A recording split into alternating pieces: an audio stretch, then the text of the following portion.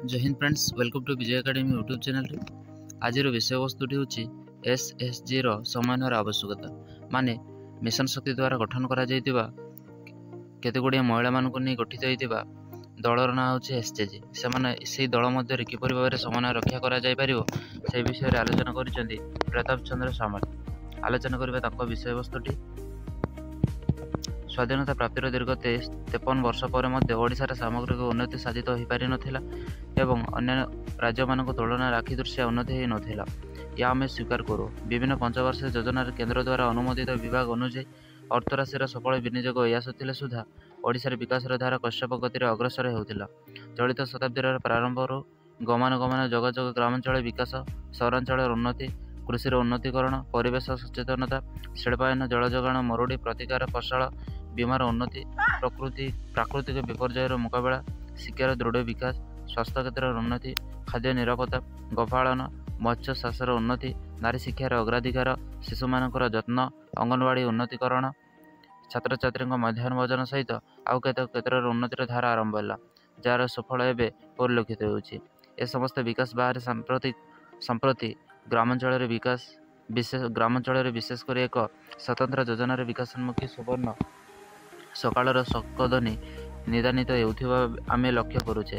ता होउछि महिला मानकर सामग्रिक उन्नति निमंते चाबिकाठी सदृश महिला स्वयं सहायक गोष्ठी महिला मानक द्वारा परिचालित प्रतिष्ठित और संपूर्ण सुपरिचालित गोष्ठी माने जो आखिदृशिया कार्य नियोजित हो राज्य तथा देशर उन्नति निमंते अंड भिड़ी आगे आसी राष्ट्र उन्नतिर मुख्य स्रोत सामिल होती वास्तव अन्य राज्य मान एक उदाहरण सृष्टि कर मुंडरे संभ्रांतता ओढ़ना थिले मनोबल से नूतन सृष्टि और संगति बल संचार कर दुनिया विषय जानिबार आग्रह सृष्टि करुछंती। विशेषकर आदिवासी अध्युषित अंचल बसवास करुवा बहु महिला निजर तथा अंचल राज्य उन्नति निमंते एकाठी विभिन्न कार्य द्वारा आत्मनिर्भरशील एवं स्वयं सहायक गोष्ठी गढ़ा कम बड़ गौरवर विषय नए। संप्रति ग्रामांचल महिला स्वयं सहायक गोष्ठी गठन और गोष्ठी द्वारा विकास एक बड़ धरण सफलता एथिपाई सरकार स्तर आरंभ कर राष्ट्रायत्त बैंक समवाय बैंक मान सहयोग बेस प्रशंसनीय। साधारणतः आदिवासी अध्युषित अंचल महिला माने उपकूल ओडिशार महिला मान तुलन में एतेटा शिक्षित नुहत एभली एक सुंदर योजन से सामिल होती सत किंतु अनेक क्षेत्र से निरक्षरता तथा शिक्षा सचेतनतार अभाव कारण से शोषण शिकार होगा पड़ुछि। ताहला बैंक रे किपर पासबुक खोल किपर ऋण नहीं क्यों सुधार परिशोध कर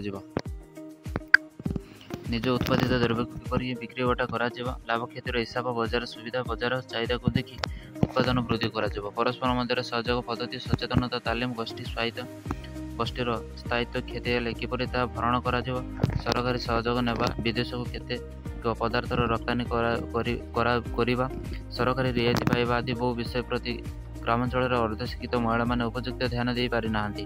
याद्वारा आदिवासी अध्युषित अंचल महिला स्वयं सहायक गोष्ठी गुड़िक सेतेटा आखिदृशिया उन्नति न करि पारिबा स्वाभाविक। ए समस्त दिगरे सामग्रिक एकत्रीकरण हेले जाई गोष्ठी मानकर उन्नति हेबा सह राज्य और देशर उन्नति हो पारिबा। संगठनर उन्नति चाहि गोष्ठी मध्य शिक्षित महिला मानक चयन कर उपयुक्त दायित्व देवाक पड़िबो। सेमानक द्वारा अन्य मानक विभिन्न विषय सचेतनता करने को पड़िबो। विभिन्न तालीम रे भाग नेबा प्रति महिला निजको किपरि कार्यक्षम मणिब से दिगरे गुरुत्व देवाक पड़िबो। विभिन्न कार्य कुशली यथा किए भल रांधि पारे किए भल बुणी पारे किए भल चित्र करि पारे किए भल गोपालन करि पारे किए भल बड़ी पारे किए भल आचार प्रस्तुत करि पारे। ए दिगरे सबुर नजर दे से दिगरे सेमानकु स्वतंत्र तालीम दे कार्य नियुक्त कले सेमान अधिक उत्साहित हो कार्य करबा पई आगभर ए सब देखा पड़ो जे महिला माने निजर पारिवारिक कर्मवाद क्यों समय गोष्ठी कार्य सामिल हो पारे। या द्वारा कौन से महिला भावे ना जे गोष्ठी सामिल होगा द्वारा निजर परिवार को अबल प्रदर्शन करुँच गोष्ठी सामिल होगा द्वारा से सामाजिक आर्थिक मानसिक शारीरिक उन्नति होगा सह राष्ट्र उन्नति कल्पे नारी मान कि प्रकार भूमिका रही हृदबोध हो विधेय। बजार चाहिदा आखिदृशिया आखि आगे रखी बहु आदिवासी महिला तेल प्रस्तुत करने झाड़ू तैयारी करने खलीपत्र टला तैयारी करने जंगलजात द्रव्य द्वारा विभिन्न खाद्य पदार्थ द्वारा आंबसाड़ प्रस्तुत करने जल अमल योजन माछ चाष पशुपालन पाचिला ताल संग्रह कर तार रसरे गुड़ी तैयारी करने मुंडरे मांडिया चाष कांदुल चाष हलदी चाष कॉफी चाष करने स्कूल मानकर खाद्य पदार्थ रंधन कार्य नियोजित होगा द्वारा ନାରୀମାନେ ନିଜେ ଆନନ୍ଦ ପାଇବା ସଙ୍ଗେ ସଙ୍ଗେ ନିଜର ଆର୍ଥିକ ଉନ୍ନତି ପାଇଁ ସହାୟ ହୋଇଥାନ୍ତି।